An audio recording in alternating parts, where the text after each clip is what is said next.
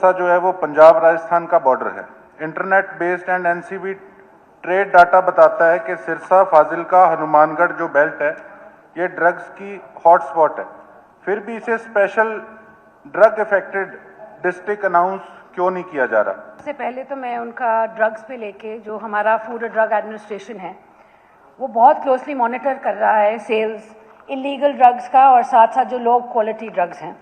और हाल ही में पिछले 4-5 महीनों में हमने सिरसा में 174 दुकानों पर रेड किए हैं और हमने 16 दुकानों को सील भी कर दिया है। 6 के लाइसेंस सस्पेंड किए हैं और 12 लाइसेंस को हमने कैंसिल किया है। और जैसे पहले मैंने रिप्लाई में कहा है कि देख रेख के लिए 1708 दुकानों में से 1650 दुकानों पे आज के दिन सीसीटीवी लगा दिया गया है ताकि आगे चल के ये प्रॉब्लम हमारे पास ना आए। साथ साथ जहाँ बेड्स की बात आती है, ओपीडी और आईपीडी अलग होता है। ओपीडी ज़्यादा है, आईपीडी आज भी कम है। और हमारे पास 5 बिस्तर का अस्पताल, सिविल अस्पताल सिरसा में है। कालावाली में 15 बिस्तर हैं, फिर 15 बेडेड नशा मुक्ति केंद्र और 10 बेडेड डबवाली में है। इसके साथ साथ अभी पिछले साल 11 जून को हमारे माननीय सीएम साहब गए थे और उन्होंने एक संत कबीरदास जयंती मनाई थी सिरसा में। और वहाँ पे भी सीएम साहब ने आग्रह किया था सभी संतों से कि वो हमारा सहयोग करें। और वहाँ पे साथ साथ सीएम साहब ने ये भी कहा था कि हमारा जो मेडिकल कॉलेज बनने जा रहा है सिरसा में, उसमें एक 100 बेडेड नक्शा मुक्ति केंद्र बनेगा।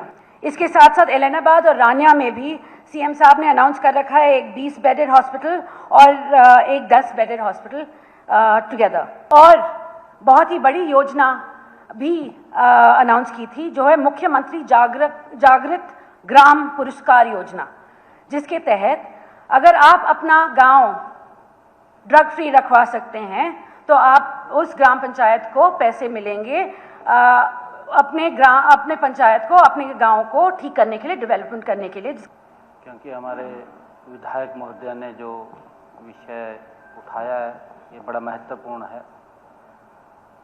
और मंत्री जी ने पूरी डिटेल के अंदर इसका जवाब भी दिया है। परंतु मैं ये कहना चाहता हूँ क्योंकि सरकार नशे को लेकर के बड़ी संजीदगी से काम कर रही है। हम विभिन्न प्रकार की जागरूकता युवाओं के अंदर चलाने का काम भी हमारी सरकार कर रही है।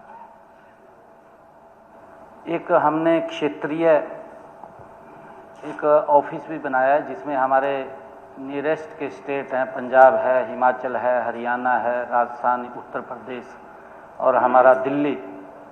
उसका एक ज्वाइंट सेक्रेटरीट भी बना है। उसकी समय समय पर हमारे अधिकारी भी बैठक करते रहते हैं क्योंकि इंटर स्टेट भी अगर कोई नशा आता है उसके ऊपर भी गंभीरता से हमारी पुलिस काम कर रही है और उस पर समय समय के ऊपर हम भी वॉच करते हैं, देखते रहते हैं। और स्वयं देश के यशस्वी गृह मंत्री आदरणीय अमित शाह जी, क्योंकि उनके भी बहुत नज़दीक का ये विषय है कि किसी व्यक्ति को अधिकार नहीं है कि हमारे युवाओं को नशे में धकेल करके उनको खराब किया जाए। आदरणीय अमित शाह जी ने एक मानस पोर्टल भी बनाया है, केंद्र का वो मानस पोर्टल बना है कि उसके ऊपर अगर कोई जानकारी देगा तो जो जानकारी देने वाला है उसकी सारी की सारी जानकारी छुपा करके रखी जाएगी और जिसके प्रति जानकारी दी है उसके प्रति हमारी पुलिस सख्त कार्रवाई करती है।